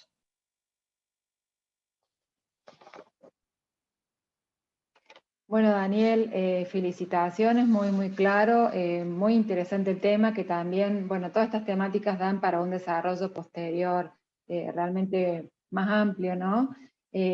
Pero bueno, me quedo con esto de lo que usted decía de los modelos cognitivos y esta necesidad, bueno, de este trabajo disciplinario entre lo que es seguridad, justicia y ciencia, ¿no? Y cómo llegar efectivamente este conocimiento que pueda ser del alcance de la comunidad. Si a usted le parece, entonces ya trasladamos al último ponente, dejamos su exposición, y luego del cierre, ya en los últimos 20 minutos, abrimos a las preguntas, teniendo en consideración que a las 2 en punto vamos a cerrar la sala. Así que bueno, muchas gracias, muy interesante. Y bueno, le damos entonces ya la bienvenida a la cuarta y última expositora, que es Laura Alonso Alemani. ¿Qué tal, Laura? Laura es doctora en Lingüística Computacional, coordinadora de la Diplomatura en Ciencia de Datos de la Facultad de Matemática, Astronomía, Física y Computación de la Universidad Nacional de Córdoba, investigadora en el proyecto europeo MIREL, Meaning and Reasoning with Legal Text. El tema que va a exponer Laura es hacia una práctica responsable de la inteligencia artificial. Bueno. Éxitos, Laura. Gracias. Primero de todo, quiero decir que estoy muy contenta de escuchar del lado de la ley tanta sensibilidad, tanta madurez, sobre todo, en lo que tiene que ver con la relación entre la regulación y la tecnología. Estoy muy esperanzada de ver que hay una actitud tan constructiva del lado de las personas que pueden empujar cambios regulatorios. Entiendo que los abogados no son legisladores, Sin embargo, entiendo también que las personas que están instruidas en leyes son las que pueden hacer cambios en las leyes y me siento muy esperanzada de ver tanta madurez y tanta sensibilidad hacia estos temas. Yo vengo más a pesar de mi pasado como lingüista, vengo más del área tecnológica. Hace ya 20 años que me dedico a la inteligencia artificial, más de 20 años, que me dedico al área de la inteligencia artificial. Y en los últimos años nos hemos visto atrapados en una vorágine donde los avances tecnológicos nos han obligado a plantearnos cosas que hasta ahora eran un poco un ejercicio filosófico, un poco una discusión distante. Ahora ya no es una discusión distante. Efectivamente, las soluciones informáticas, involucren o no inteligencia artificial, afectan, condicionan muchos aspectos de nuestra vida y muchos de esos aspectos tienen que ver con derechos fundamentales que están regulados y muchos otros tienen que ver con aspectos fundamentales de nuestra vida que hacen a nuestra humanidad que todavía no están regulados, pero que están, como bien decía el doctor Álvarez Sáez, muchas gracias por su ponencia, la verdad que me ha ayudado muchísimo a clarificar muchas cosas, a darles nombre, así que le agradezco profundamente. Bueno, nos ha obligado a pensar rápidamente cosas que estábamos postergando y ha puesto en evidencia la urgencia de no seguir actuando con buena voluntad, sino actuar con normas y con regulaciones, al fin y al cabo, que nos ayuden a prevenir muchos de los impactos sociales negativos que pueden estar teniendo las tecnologías que estamos desarrollando, ¿sí? Y bueno, yo acá iba a hacer una descripción de algunos casos, pero entiendo que quizás voy a ser breve con esto para dejar un poco más de espacio para las preguntas, que me parece que van a ser muy, muy productivas, así que voy a mencionar rápidamente algunos ejemplos, como por ejemplo, tenemos casos de soluciones informáticas que se usan para filtrar currículums y decidir si una persona merece ser considerada, merece que su currículum lo mire un ser humano o no para acceder a un puesto de trabajo. Lo mismo para acceder a una carrera, a una institución educativa, ¿sí? Ahí ya estamos entrando en el derecho a la educación, ¿no es cierto? Tenemos aplicaciones informáticas que recomiendan tratamientos de salud para personas. Tenemos aplicaciones informáticas que recomiendan a un policía retener a una persona que está caminando por la calle con reconocimiento facial. Todas estas aplicaciones, como bien han dicho los disertantes previos, reproducen los prejuicios de nuestra sociedad, ¿sí? Solamente que los reproducen de una forma que no parece, ¿sí? De una forma un poco oscura, ¿sí? Porque lo hacen con esta maquinaria, ¿no? Con redes neuronales, con lagrangianas, regularizaciones, con todas palabras oscurantistas, ¿sí? Pero al fin y al cabo, independientemente de cómo lo hagan, lo que hacen es bastante evidente. Solamente que nosotros nos quedamos, o sea, hay como un relato, una forma de implementar estas soluciones que se apoya en la complejidad tecnológica que requieren estas soluciones, ¿sí? Para legitimarlas. Como si el hecho de que sea una cosa muy complicada lo que te está discriminando hiciera que fuera mucho mejor que te discriminen, ¿sí? Lo cual a mí personalmente no me parece, ¿sí? A mí seguramente a muchos de ustedes, ¿sí? Si a alguien lo para la policía por portación de rostro, es lo mismo si lo hizo porque al policía le pareció o porque a una máquina le pareció.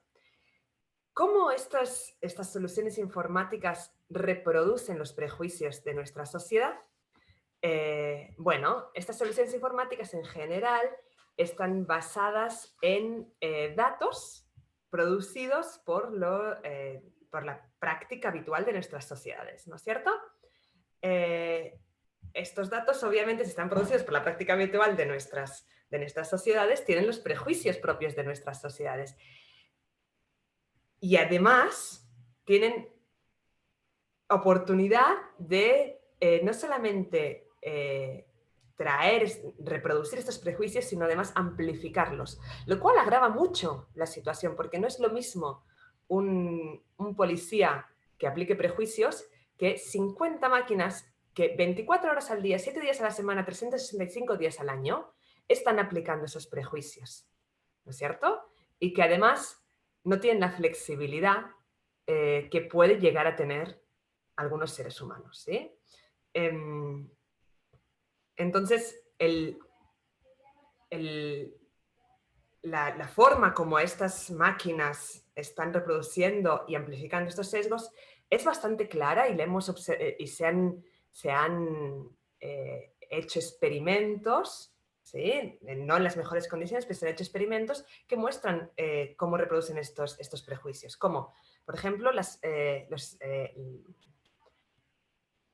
los mecanismos de reconocimiento facial, como los que recientemente se aprobaron en Ciudad Autónoma de Buenos Aires, funcionan mucho peor para personas de piel oscura que para personas de piel clara, ¿sí? Por lo tanto, las personas de piel oscura tienen muchas más probabilidades de ser retenidas y privadas temporalmente, esperemos, de su libertad, que las personas de piel clara. Lo cual sucede probablemente también efectivamente con seres humanos, pero si multiplicamos la capacidad que tienen los seres humanos para aplicar esos prejuicios por la capacidad de muchas máquinas de aplicar esos prejuicios, empieza a ser muy preocupante, ¿sí?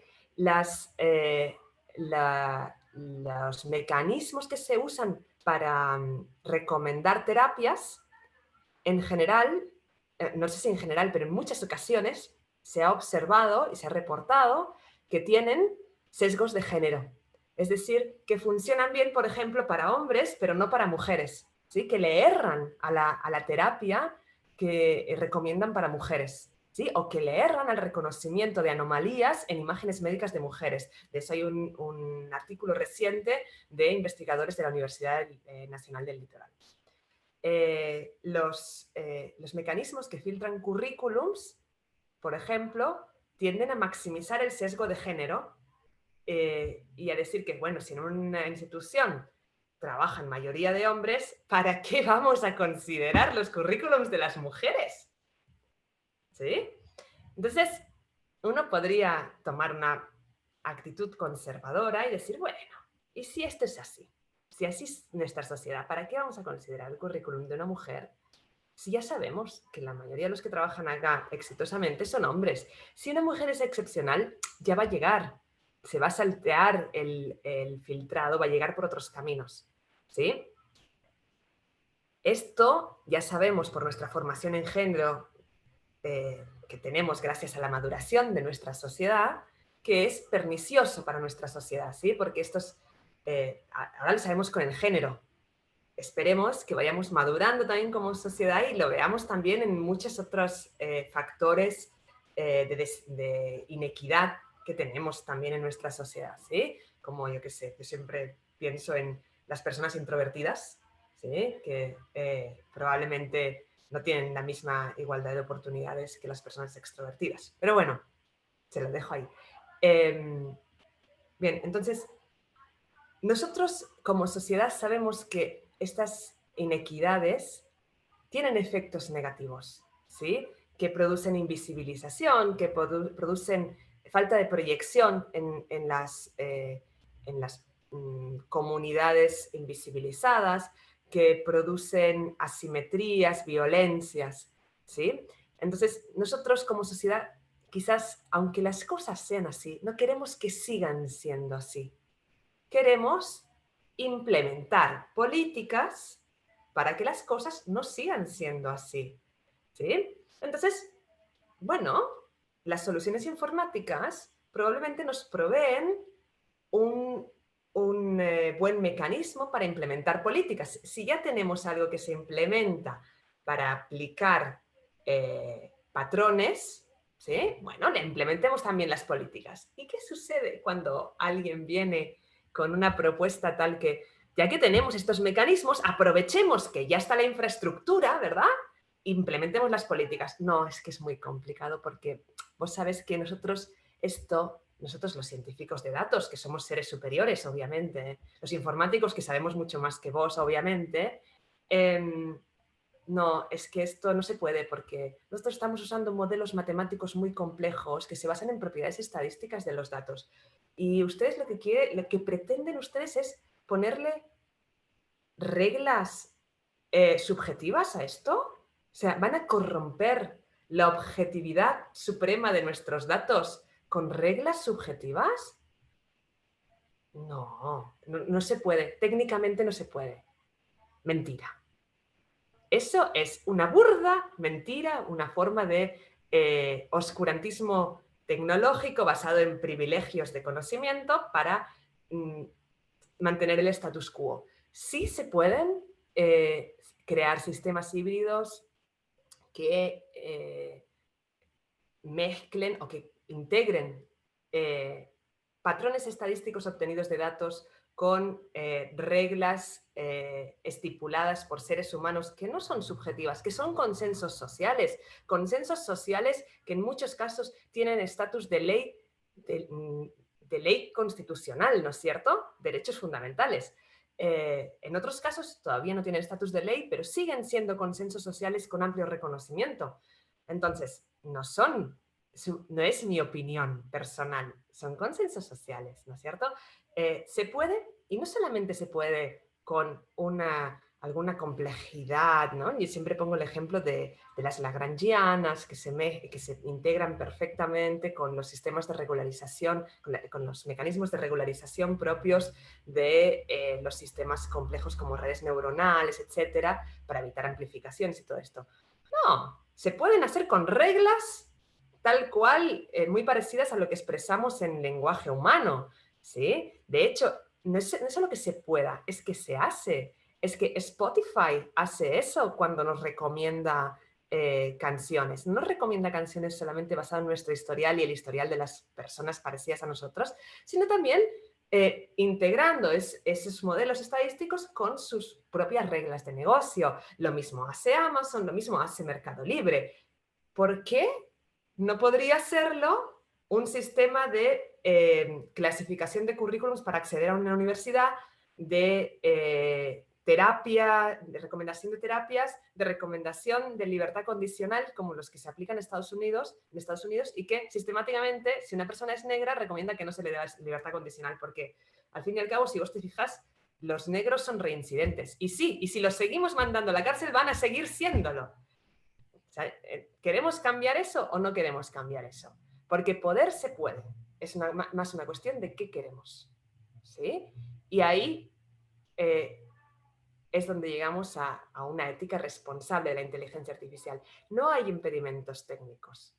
Sencillamente hay que hacer un esfuerzo para salir de nuestra zona de confort en la que nosotros agarramos datos a los que no cuestionamos origen ni sesgo, aplicamos las maquinitas que ya sabemos aplicar, porque tenemos un martillo, entonces todos son clavos, y obtenemos un predictor de lo que sea, un predictor de terapias, un predictor de libertad condicional, un predictor de esta persona es buena para este trabajo, un predictor de en cualquier momento esta persona merece la pena de muerte o no la merece. ¿Sí? Y aunque muchas veces una persona es la que toma la decisión en última instancia, todas estas recomendaciones, sobre todo estas recomendaciones que tienen la pátina artificiosa de objetividad basada en datos, terminan condicionando mucho las decisiones de las personas, ¿sí? Reproduciendo y amplificando los prejuicios sociales que ya hemos visto que tienen efectos bastante negativos. Entonces, lo que yo quisiera transmitir a todas las personas que me están escuchando es que esto,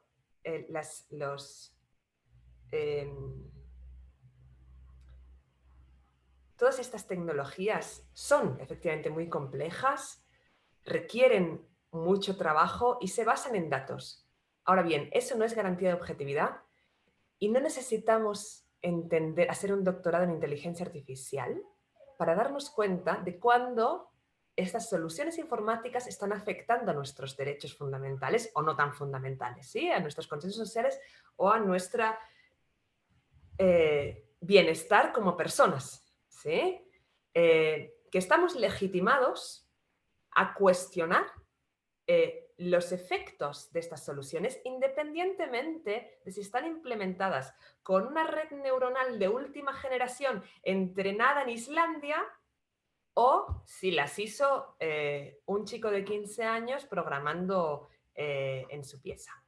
¿Sí?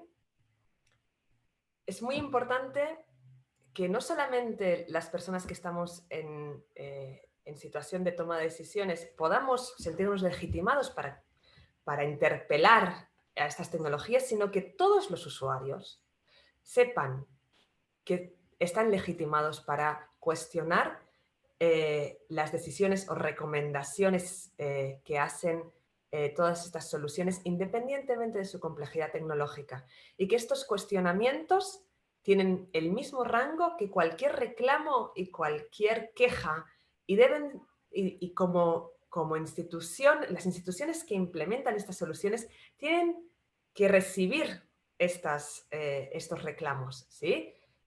A nivel regulatorio, probablemente es necesario que se garantice que los reclamos sean recibidos, que se garantice que no hay abuso de situación de privilegio basada en complejidades tecnológicas o supuesta pátina de objetividad de los datos. Y en el mejor de los casos, deseamos fervientemente que las soluciones informáticas que afectan la vida o que potencialmente pueden afectar la vida de las personas sean sometidas a las mismas regulaciones equiparables a los desarrollos en salud, los desarrollos con posible impacto medioambiental. ¿Sí? ¿Verdad que cuando se va a desarrollar un fármaco hay que tomar unos recaudos para ver si ese fármaco va a ser dañino? ¿Verdad que cuando se va a hacer algo con un posible impacto medioambiental hay que tomar unos recaudos? Bueno, cuando se van a implementar soluciones informáticas, probablemente también necesitamos una regulación que preventivamente exija un estudio del impacto social de esa solución. ¡Chan! Ahí está. Bueno, muchas gracias por invitarme. La verdad que estoy aprendiendo mucho y espero que entre todos podamos acelerar la maduración de estas regulatorias para poder alcanzar la vorágine de los desarrollos tecnológicos y que no se nos lleven por delante.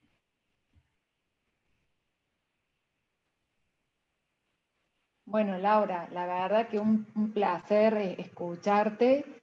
Realmente los 4 temas han sido muy interesantes y bueno, me quedo con esto de cómo han podido realmente vincular lo que es, bueno, el objetivo de esta mesa, de la charla, en el bienestar humano y el derecho, y esto que vos hacías hincapié en los derechos fundamentales, en este respeto, y que todos, digamos, apuntan a que efectivamente a quien se le debe dar la contención o la solución es a la comunidad. Y esto de no seguir actuando con una buena voluntad, sino realmente con una reglamentación normativa, realmente me pareció muy interesante. Así que bueno, muchas gracias Laura. Ahora sí le damos la bienvenida a Juan Francisco Javier Chilo, perdón, que es licenciado en Psicología y que es director de carrera Criminología y Seguridad, y bueno, que él los ha convocado a ustedes, y bueno, se ha encargado de del armado de esta charla que salió tan linda, y bueno, y ahora sí pasamos a las preguntas, y felicitaciones para todos. Muchas gracias.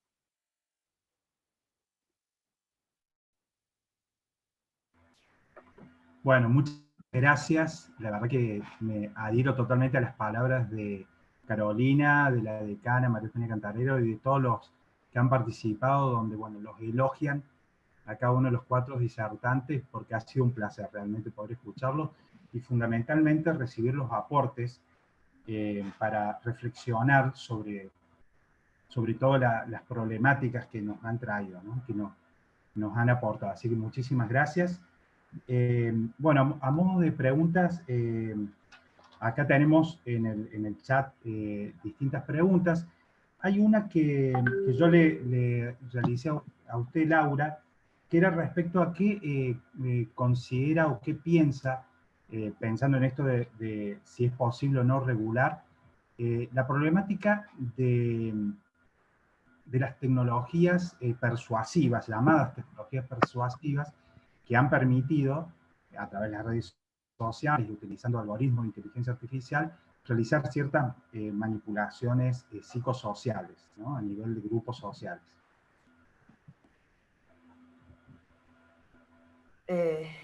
Bueno, las tecnologías persuasivas se han usado en muchas ocasiones de forma...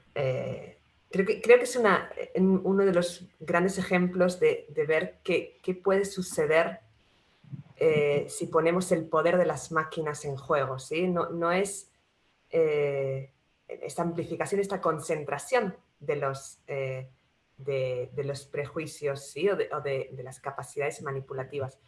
¿Qué pasa si en lugar de ser 100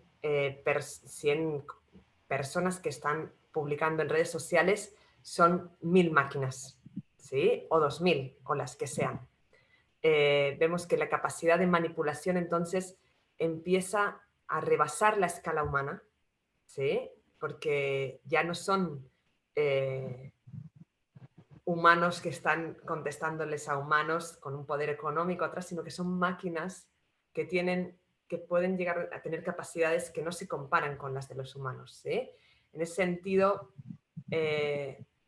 quizás la libertad de expresión, que es muy importante proteger en los humanos, quizás no debe tener el mismo, no debe ser garantizada para cosas que no son seres humanos, ¿sí? Ahí el problema está en identificar si son o no son seres humanos, es un problema diferente, ¿sí? Pero quizás eso es algo para tener en cuenta, ¿sí? Y me parece que si lo llevamos al extremo, yo no soy muy...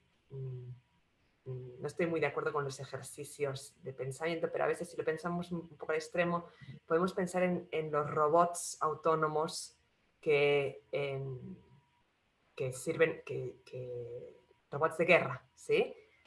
No parece una buena idea mandar a robots a pelear con humanos, ¿no es cierto? Parece algo que nos choca.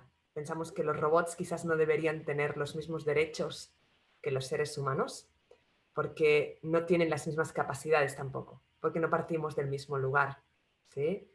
Entonces, bueno, quizás ahí me parece que es una arena en la que se pone en evidencia cómo la desigualdad de condiciones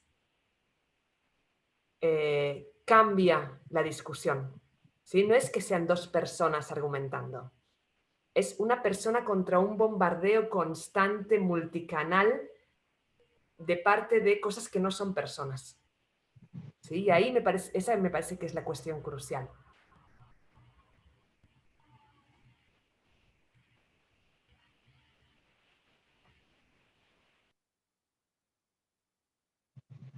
Perdón, no tenía acceso a desmutearme.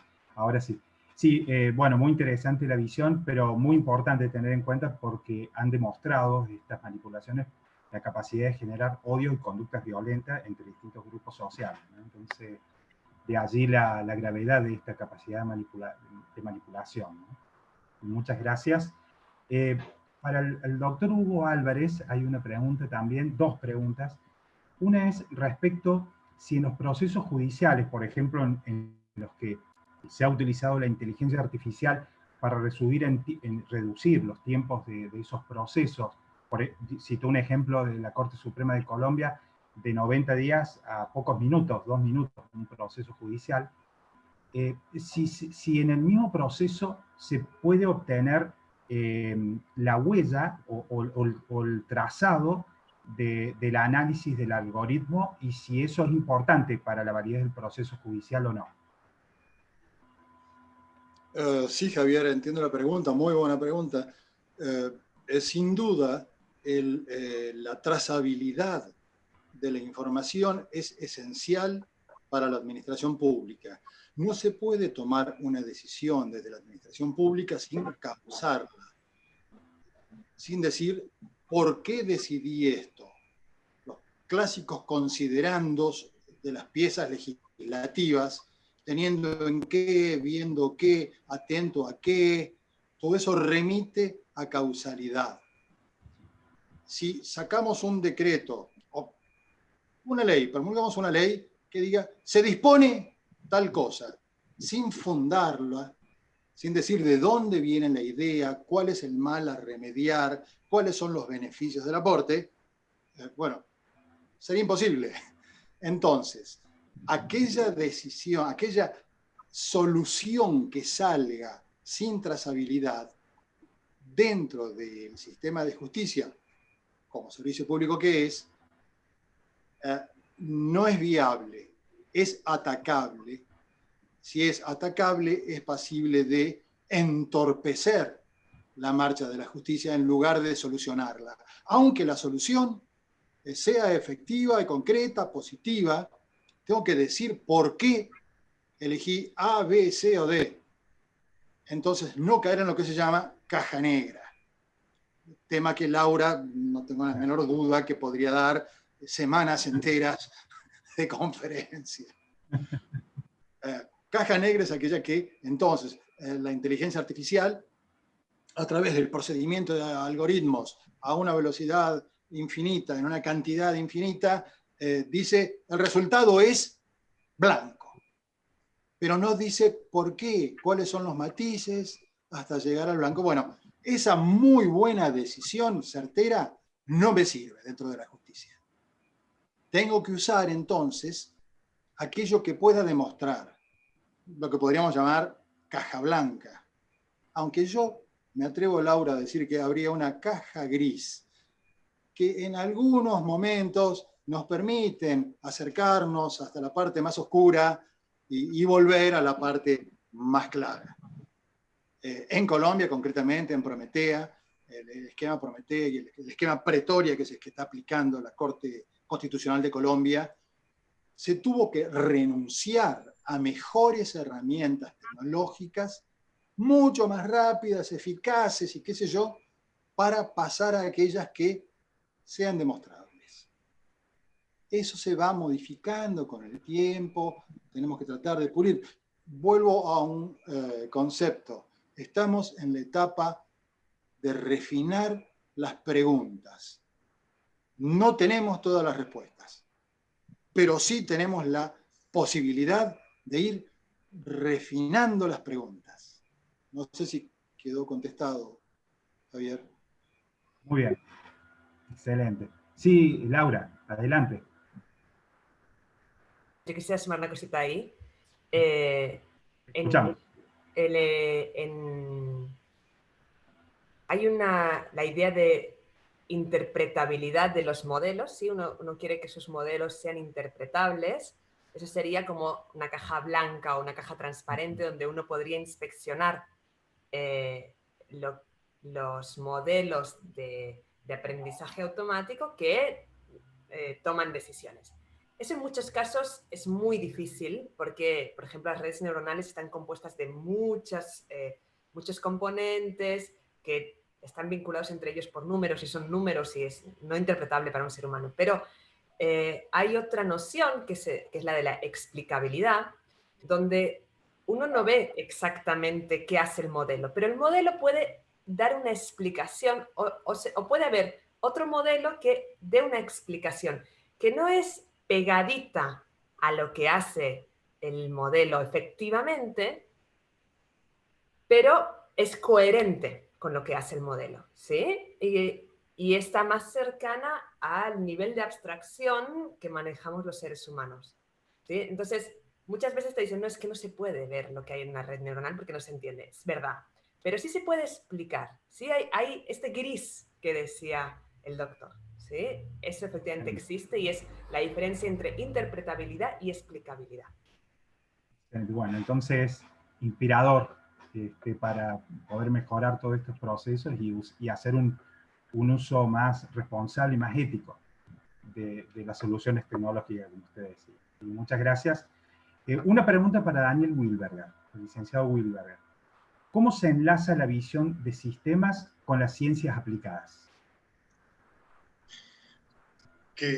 O sea, un tema poder enlazar algo, principalmente las ciencias, con que sea aplicado. Creo que la respuesta es un poco el camino que llegó el doctor Hugo Álvarez Sáez de decir en el programa Ciencia y Justicia, establecer herramientas políticas para vincular organizaciones y que dar un resultado. Eso es lo que habría que buscar, porque en definitiva, como organismos, inclusive cuando se hace ciencia, nos desempeñamos en un organismo generalmente público. La estadística en organismos privados de la ciencia es realmente muy bajo, o sea, no hay ciencia en los organismos privados, es casi nulo. Es decir, los organismos públicos se tienen que organizar, se tienen que trabajar en conjunto, tiene que existir esa transferencia tecnológica. Y eso, la mejor forma de lograrlo es a través de las políticas públicas, en definitiva. Debemos generar esas políticas que vinculen y lograr a su vez hacer un seguimiento de eso, tener un feedback para saber si realmente están funcionando. Porque nos ha tocado hacer transferencia de tecnología y a veces es algo puntual y nada más y queda ahí nomás. Pero en realidad habría que ver que haya una continuidad sobre eso. Pero creo que es el tema de la vinculación a través de las políticas públicas. Excelente, Daniel, muchas gracias. Una pregunta más para la doctora Alonso, Laura, es de María Alejandra. Si se puede distinguir un comportamiento sistemáticamente dañino de un resultado aislado. Sí, esto a veces es difícil, ¿no? Cuando uno recibe una queja, saber si es, bueno, algo algo personal o es una cuestión sistemática. Ahí me parece que es importante una cierta educación de los usuarios, ¿sí? Justamente para la inspección de estas soluciones tecnológicas, ¿sí? Y ahí yo quisiera poner como ejemplo algo que pasó hace un par de meses en Twitter, donde Twitter, cuando una foto es grande, la recorta y te muestra solo un pedacito de la foto, ¿no? Y ahí los usuarios empezaron a ver que no era aleatoria la forma como Twitter recortaba las fotos, sino que en general siempre quedaban bastante bien.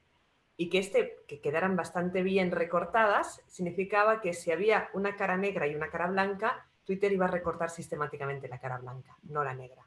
Tanto si la cara blanca estaba a la derecha, como si estaba a la izquierda, como si estaba al medio, como si estaba arriba, como si estaba abajo, siempre prefería mostrar la cara blanca. Lo cual tiene efectos de invisibilización, obviamente proyección, normalización de las personas de raza negra, ¿sí? ¿Cómo se hizo? O sea, y esto no fue alguien que me ha recortado mal mi foto, no fue una queja aislada, sino que los usuarios hicieron una inspección sistemática, ¿sí? Me parece que es muy valioso y de hecho nosotros desde la Diplomatura en Ciencia de Datos estamos iniciando un programa de formación de usuarios, no de desarrolladores, que es nuestra principal ocupación, sino específicamente de usuarios, para que puedan llevar adelante este tipo de inspecciones sistemáticas para llegar con reclamos mucho mejor fundamentados a las instituciones. Bueno, muchísimas gracias. Vamos a ir cerrando. Ya te doy la palabra, Carolina. Solamente hago un pequeño cierre de toda esta actividad y después de haber tenido nosotros los integrantes de la Universidad Siglo XXI, o sea, la comunidad docente, alumnos de las distintas carreras, y los integrantes del área científica de la universidad, este privilegio de haberlos escuchado.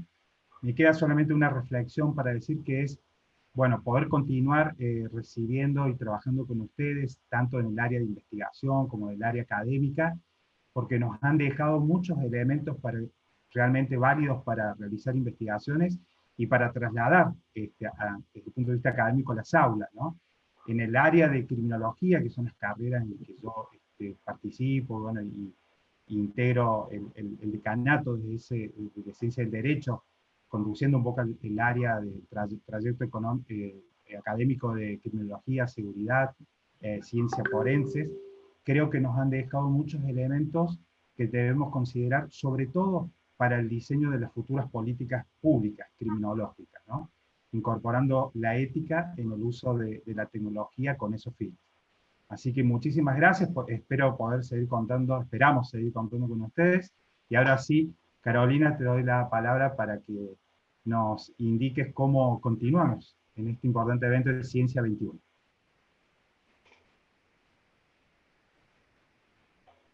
No sé si estoy muteada o me escuchan. ¿Me escuchan allí?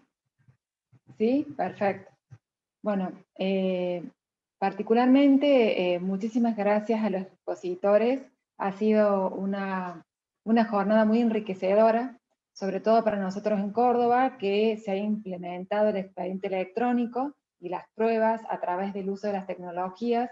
Entonces realmente es un mundo nuevo, es un mundo que se está incursionando día a día, y que todo el aporte de ustedes, que sinceramente, Javier, sería excelente podernos invitar en otra oportunidad, porque es riquísimo todo lo que ustedes nos han aportado, y todo lo que nos has contado vos, Laura, del uso de las apps y todo, bueno, que además de interesante es poder conocer cómo funciona actualmente el mundo, ¿no? Y la necesidad de la reglamentación. Así que bueno, gracias a Carla, que nos tuvo que abandonar por su trabajo, a Hugo, a Laura, a Daniel, a Javier Francisco, que te dije Juan, te bauticé con un nombre más, a nuestra decana, María Eugenia Cantarero, y bueno, sobre todo agradecer a Francisco César, quien se encargó de la organización, a Leandro, que nos acompañó, y bueno, ha sido en lo personal muy gratificante.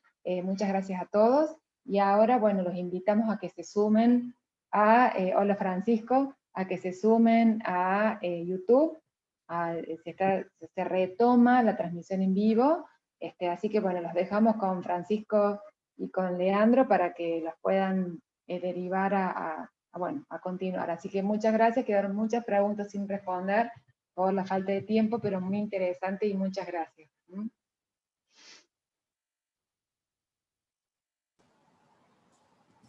Perfecto, dejamos el link entonces.